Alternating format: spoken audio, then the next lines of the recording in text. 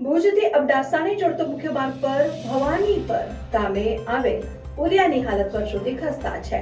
ગંભીર આવેજની ઘટનાને ધ્યાને લઈ પુલ બંધ કરી દેવામાં આવ્યું છે. વર્ષોથી ખસ્તા હાલતમાં પડેલ પુલિયો ક્યારે નવો બનશે તે મોટો પ્રશ્ન છે.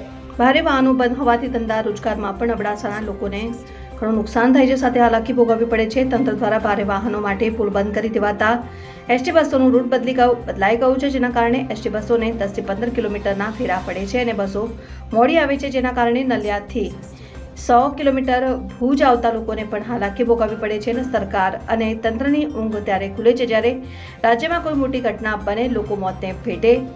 મારી માંગ છે કે તંત્ર પાસે કે ભુજને અબડાસાથી જોડતા મુખ્ય માર્ગ ભવાનીપરના પુલિયાનું કામ યુદ્ધના ધોરણે શરૂ કરવામાં આવે. અને લખનદુઆ બહુજન આર્મી સંસ્થાપક. મહીસાગરનો ગંભીરા બ્રિજ જ્યારે તૂટ્યો એ બાદ આખા ગુજરાતમાં જે જર્જરિત બ્રિજો છે, જે 50 વર્ષ 40 વર્ષ જૂના બ્રિજો છે, એમને તંત્ર દ્વારા ભારે વાહનો માટે બંધ કરી દેવામાં આવ્યું છે. હવે 40 વર્ષ 50 વર્ષ જૂના જે બ્રિજો છે એવામાંથી એક કચ્છ, અને કચ્છનું ખાસ મથક એટલે અબડાસાનું એક બ્રિજ છે, ભવાનીપર ગામ નજીક આવેલું. આ બ્રિજ છેલ્લા 50 વર્ષ ઉપર થઈ ગયું બન્યું છે. એ બાદ માત્ર ને માત્ર સમારકામ કરવામાં આવ્યું છે. અહીં આગળ આ પુલનું કામ આજની તારીખમાં ચાલુ નથી થયું. આ ગંભીરા બ્રિજ પડ્યું એ બાદ અહીંયા કને આ જે લોખંડના પાઇપ લગાવવામાં આવ્યા ભારે વાહનો બંધ કરવા માટે, એથી પહેલાં અહીંયાથી ભારે વાહનો ચાલતા હતા. અને આજે અહીંયા પુલની હાલત પણ એકદમ ગંભીર છે, એકદમ તૂટેલું ફૂટેલું અને થીગડા લગાવેલી હાલતમાં છે. આ તંત્રની આંખો જ્યારે કોઈ મોટી ઘટના દેશમાં રાજ્યમાં બને ત્યારે ખુલે છે, પણ વસ્તુ એ થાય છે કે છેલ્લા 4 દિવસથી આ પુલ બંધ છે. આના કારણે ભારે વાહનો નથી આવતા. એના કારણે અબડાસાની જે પ્રજા છે એમને આર્થિક રીતે પણ તંગી પડી રહી છે. સાથે સાથે બસનો રૂટ જે 10 કિલોમીટર ફરીને અહીંયાથી નીકળે છે, અહીંયાથી એવા 10 થી 15 ગામડાઓ છે જ્યાં આગળ આ જનતાને, આમ પ્રજાને, ગામડાના લોકોને તકલીફ ભોગવવી પડે છે. આ બ્રિજની હાલત તમે જુઓ કેટલી ખરાબ છે. આજે તંત્ર જે કચ્છનું જે વહીવટી તંત્ર છે, જેમાં હું ભુજની વાત કરું તો ભુજમાં પણ એક હમીસર આગળ પુલિયો આવેલું છે. એ પુલિયો પણ છેલ્લા 3-4 વર્ષથી બંધ છે, ત્યાં કામ ચાલુ નથી થયું. આ તંત્રની ઘોર બેદરકારી કહેવાય, આ સરકારની બેદરકારી કહેવાય કે તમને નજરે પડે છે ત્યારે બંધ કરી દો છો.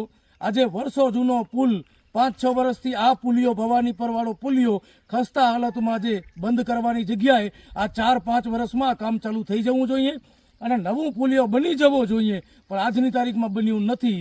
જ્યારે કાંઈ હોનારત થાય એ પછી પુલિયો બંધ કરી દેવામાં આવે તો આનામાં તો પ્રજાને જ નુકસાની છે, આનામાં પ્રજા જ હેરાન થવાની છે. આથી સારું છે કે આરએનબી વિભાગ દ્વારા રિસર્ચ કરી અને વહેલી તકે નવા પુલિયાનું કામ ચાલુ કરી દેવામાં આવ્યું હતું. આજે આ નોબત ના આવત બંધ કરવાની. મારી એક તંત્રને વિનંતી છે કે તાત્કાલિક ધોરણે નવો પુલિયો બનાવવામાં આવે ને અબડાસાની, આ ભુજથી અબડાસાને જોડતો એક મુખ્ય માર્ગ છે. આ એવું નથી કે કોઈ ગામડાને જોડે છે, ભુજથી અબડાસાને આખા તાલુકાને જોડતો મુખ્ય માર્ગ છે. તંત્ર પાસે મારી માંગ છે અને તાત્કાલિક ધોરણે દરિયામાં જો પુલિયા બની શકતા હોય તો આ તો માત્ર એક નાનો ડેમ છે. અહીંયા આગળ પણ આ સિઝનમાં પુલિયાનું કામ ચાલુ થઈ શકે એમ છે. તંત્રને વિનંતી છે તાત્કાલિક ધોરણે આ પુલિયાનું કામ ચાલુ કરવામાં આવે, જે થકી અબડાસાની જે જનતા છે એને હેરાનગતિ ન થાય. બસોનો રૂટ જે 10-15 કિલોમીટરનો જે ફરીને જાય છે, ગામડાઓમાં ઘણી બસો આવતી નથી, એમાં 10 થી 15 ગામડા વચમાં આવે છે, એમને હેરાની થાય છે.